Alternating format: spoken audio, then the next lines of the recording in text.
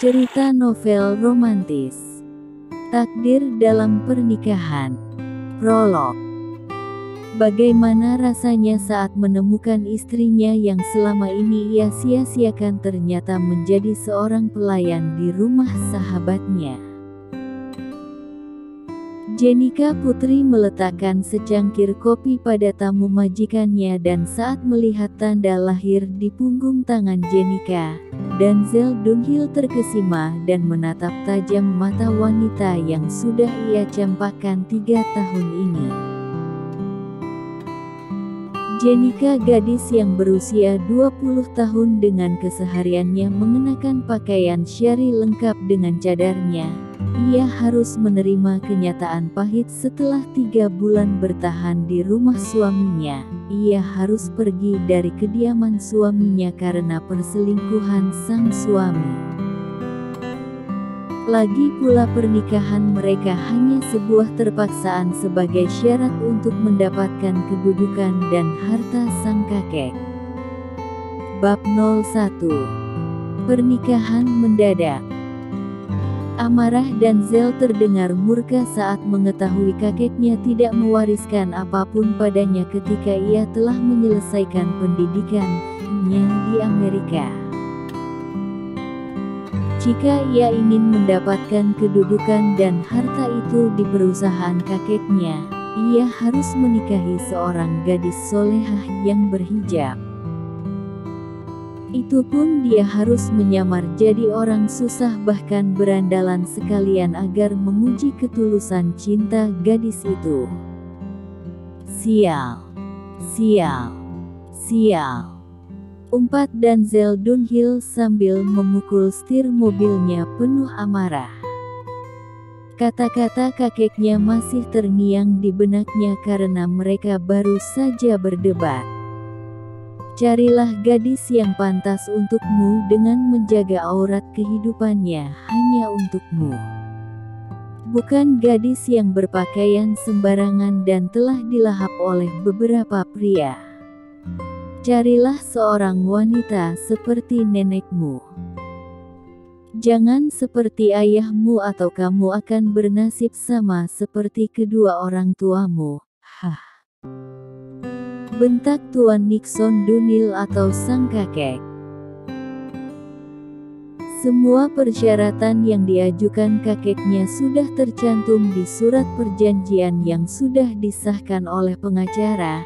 Yang lebih menyakitkan bagi Denzel, kalau di dalam surat perjanjian itu, tidak boleh menceraikan istrinya dalam keadaan apapun atau hartanya tidak akan sampai di tangannya. Dengan berat hati, Denzel harus menerima persyaratan yang diajukan oleh sang kakek untuk mendapatkan seorang istri soleha. Sepekan kemudian, ia harus mencari wanita kampung yang bisa ia bodohi. Daerah yang ia tuju adalah kota Malang tapi bagian pendalamannya. Gaya yang terlihat modern dengan jeans bolong-bolong serta rambut gondrong melengkapi penyamarannya saat ini. Ia harus menggantikan mobilnya dengan mobil standar dengan menyamar sebagai taksi online agar mudah mendapatkan gadis yang sesuai dengan targetnya. Sebulan 2 bulan ia bertahan di desa kecil di kota Malang itu namun tidak ada gadis yang menarik minatnya. Ia memutuskan untuk kembali ke kota Malang ke hotel yang sudah ia booking sebelumnya. Dalam perjalanan itu, mobilnya tiba-tiba mogok membuat ia begitu kesal. Ia pun memilih tidur karena sudah larut malam karena tidak ada bengkel yang buka di jam itu. Baru saja ia memejamkan matanya terdengar suara petir yang cukup menggelegar membuatnya kembali terjaga. Ia pun mengambil sebatang rokok untuk menemaninya sesaat. Saat ia sedang santai, Ia melihat ada seorang wanita yang membawa motor dihadang oleh begal yang ingin merampas motor itu, membuat sang gadis berusaha melawan untuk mempertahankan miliknya itu dengan susah payah. Naluri kemanusiaan seorang Denzel tergerak untuk menolong gadis itu. Ia turun dari mobil sambil membawa besi panjang yang ada di dalam mobilnya untuk menghadang si begal. "Lepaskan gadis itu dan tinggalkan motornya," teriak Denzel pada dua orang pemuda tanggung di depannya dengan mengarahkan besi panjang di tangannya. "Langkahi dulu mayat kami," ucap pria berusia 17 tahun itu dengan mengeluarkan alatnya. Wajah tampan Denzel memperlihatkan kebolehannya memainkan besi itu layaknya pedang karena ia menguasai ilmu bela diri. Melihat permainan besi yang terus memukul mundur dua pemuda itu yang sedari tadi mendapatkan hantaman antara kaki dan lengan mereka, membuat mereka tidak bisa lagi menantang Denzel. "Tolong jangan bunuh kami, bos," ucap salah satu pemuda itu sambil menyalakan motornya. Temannya segera naik ke motor itu dan meninggalkan Denzel dan si gadis yang sedang gemetar ketakutan sambil menangis. "Terima kasih Tuan sudah mau menolong saya," ucap Jenica sambil terisak. "Ngapain kamu nekat keluar larut malam begini?" "Hah," bentak Denzel pada gadis bercadar itu. "Dokter menghubungi aku kalau ayahku sedang sekarat. Aku harus segera ke rumah sakit," jawab Jenica terbata-bata. "Sini kunci motormu, biar aku yang mengantarkan kamu ke rumah sakit." "Tidak usah Tuan. Biar saya sendiri saja." "Kamu mau motormu diambil lagi oleh tukang begal tadi?" "Tidak mau. Kalau begitu menurutlah padaku." "Baik Tuan." Jenica merasa risih harus berjalan berdua dengan pria yang tidak kenal di tengah malam. Tapi ia juga takut terlambat sampai rumah sakit, apalagi cuaca yang sebentar lagi akan turun hujan. Setibanya di kamar inap ayahnya, Jenica menghampiri ayahnya yang sedang menghela nafas satu persatu, membuat hatinya terasa hancur saat ini.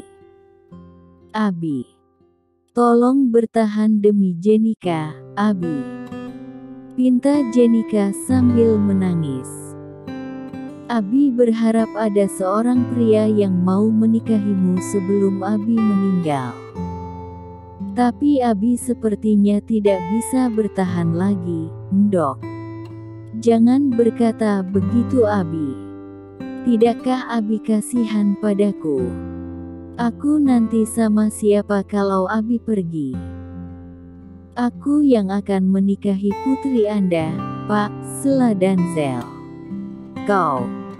Kalau begitu Abi restui kalian untuk menikah.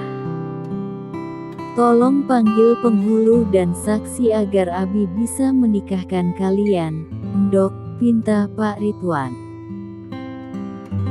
"Abi, ini tengah malam dan Jenica tidak mengenal pria ini Abi," bisik Jenica yang masih didengar oleh Denzel yang memandangnya dengan tatapan datar. "Setidaknya dia sudah melamar kamu di depan Abi.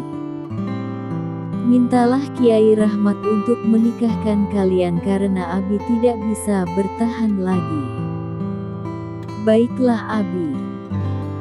Jenica akan membacakan surah Al-Fajri untuk memudahkan Abi melewati sakaratul maut, ucap Jenica.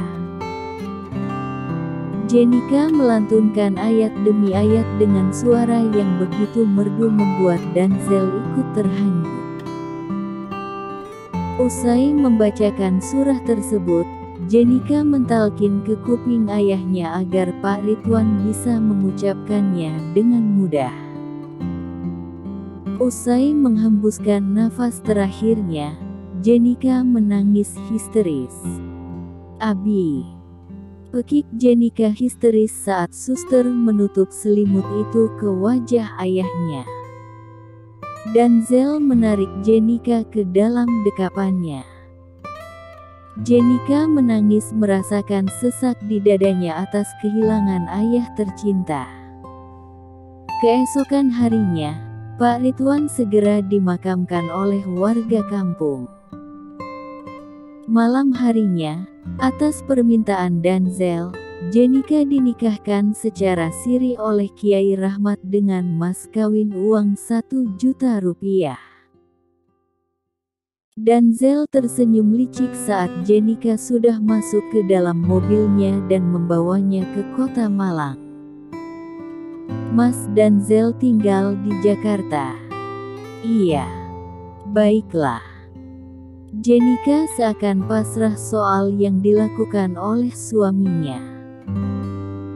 Setibanya di hotel mewah yang ada di pusat kota Malang, Jenika mengerutkan dahinya karena merasa sangat aneh saat ini.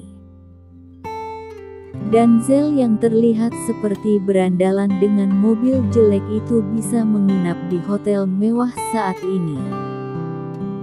"Apakah kamu membawa semua dokumen pribadimu?" "Iya, Mas. Nanti kita nikah ulang di Jakarta karena harus secara agama dan negara. Untuk itu kita tidak usah berhubungan, ehem dulu, dan jangan coba-coba membuka pakaianmu di depanku atau sengaja memancingku. Satu lagi, aku tidak ingin melihat wajah jelekmu yang ada di balik kadarmu itu. Tetaplah seperti ini, aku hanya menikahimu karena alasan tertentu," ucap Denzel membuat Jenika makin bingung. "Jadi kamu hanya mau mempermainkan aku?" "Iya. Setelah itu aku akan menceraikan kamu atau membuangmu setelah tujuanku selesai," ucap Denzel tanpa dosa. Dek, Jenika tiba-tiba merasakan sesak di dalam dadanya setelah mendengar pernyataan Denzel. Setibanya di Jakarta, lagi-lagi Jenika dibuat kagum dan juga heran seperti orang kampung baru masuk kota, saat melihat gedung apartemen mewah menjulang tinggi, seakan bersaing dengan gedung lainnya hanya untuk menunjukkan keangkuhan pemilik pengelola gedung itu. Gedung apartemen itu juga milik dari kakeknya Denzel yang saat ini dikelola oleh Denzel yang hanya berstatus sebagai CEO, bukan pemilik sah kecuali pernikahan yang diinginkan kakeknya terbukti. "Kenapa kita ke sini, Mas?" "Karena kita akan tinggal di sini. Jangan terlalu mengagumi gedung apartemen megah ini. Dan satu hal lagi, apapun yang aku miliki bukan menjadi milikmu karena kamu hanya menumpang hidup denganku. Jadi jangan terlalu panjang angan." Lagi-lagi kata-kata pedas yang terlontar dari mulut Denzel hanya mampu dicerna oleh Jenika sebagai ujian pertamanya. "Tuh mulut udah kayak petasan, ibunya ngidam apa dulu ya? Segitu mudahnya ngatain orang. Untung suami, kalau tidak ku getok juga tuh orang," cicit Jenika mengumpat suaminya yang angkuh. "Istighfar Jenika. Istighfar." Jenika memusatkan batinnya dengan Allah untuk mendapatkan kekuatan dari pemilik hatinya. Lift khusus itu membawa mereka ke dalam kamar unit yang cukup besar dengan perabot rumah tangga mengkilap dengan 3 kamar terpisah.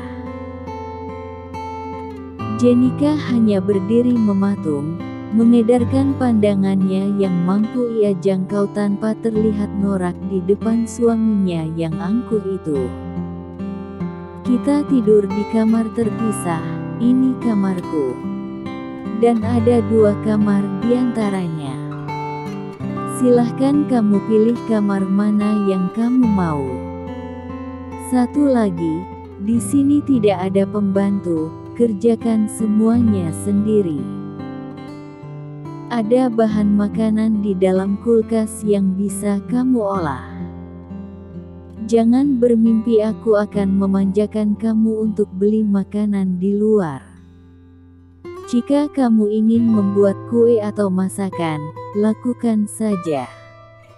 Gunakan semua fasilitas yang ada.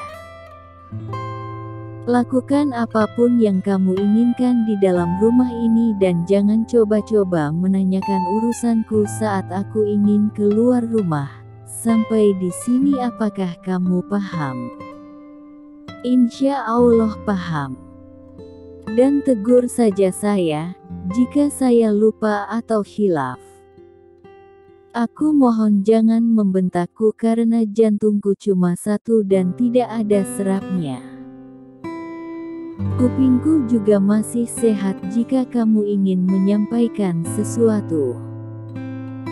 Jika kamu memanggilku dan aku tidak menyahutnya, itu berarti aku sedang sholat atau berada di dalam kamar mandi. Terima kasih sudah mengizinkan aku mengacak isi rumah ini. Jika kamu punya aturan sendiri untukku, aku juga bisa melakukan yang sama padamu. Bukankah aku adalah jackpotmu? Sarkas Jenika mampu membuat Denzel tersenyum nyaris tak terlihat. Punya nyali juga nih cewek, balas kata-kata gue, batin Denzel lalu masuk ke kamarnya.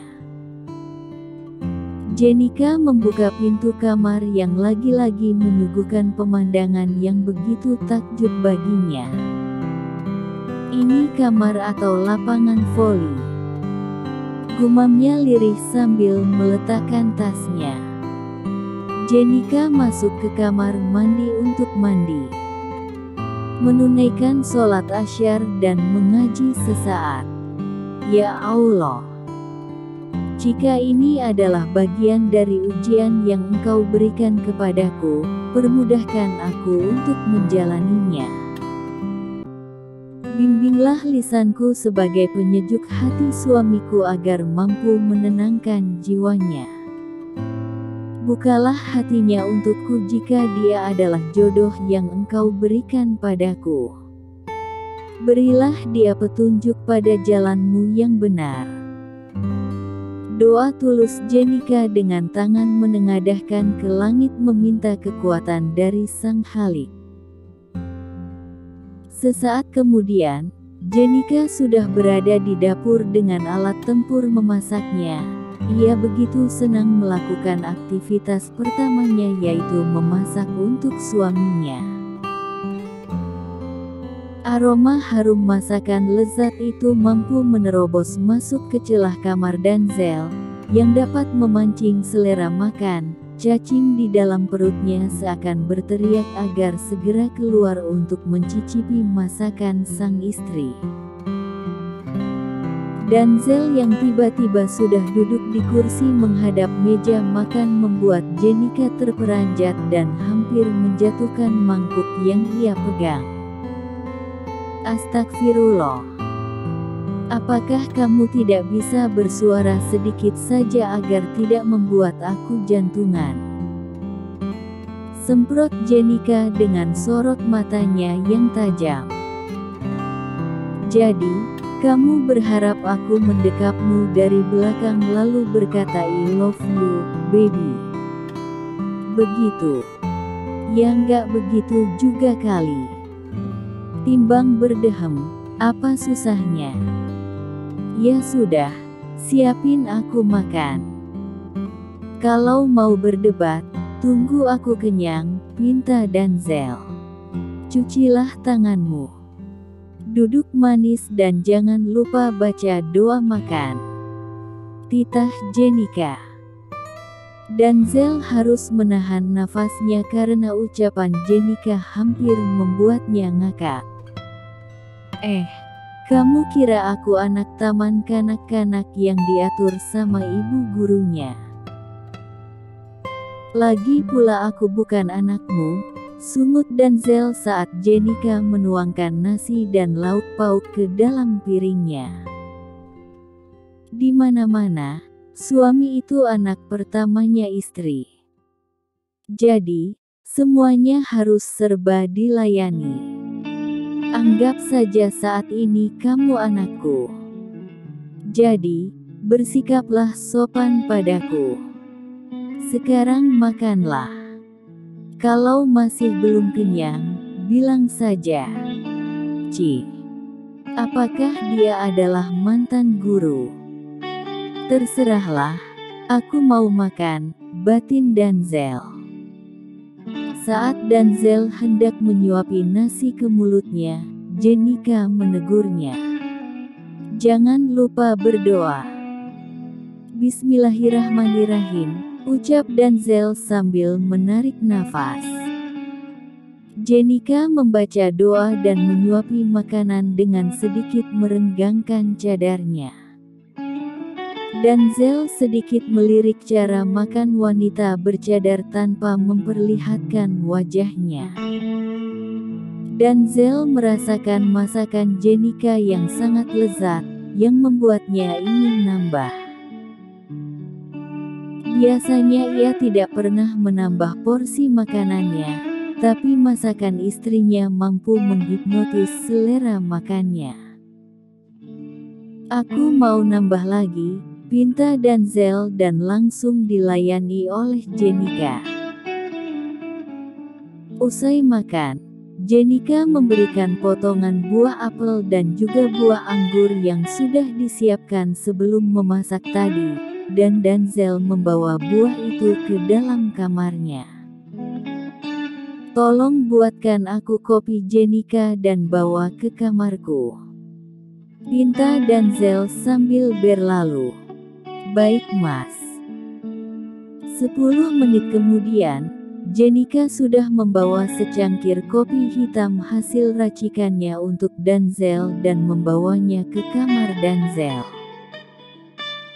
Lagi-lagi aroma kopi buatan Jenika membuat Denzel ingin segera menyesapnya. Jenika kembali ke dapur untuk membersihkan meja makan dan mencuci piring serta gelas bekas makan mereka.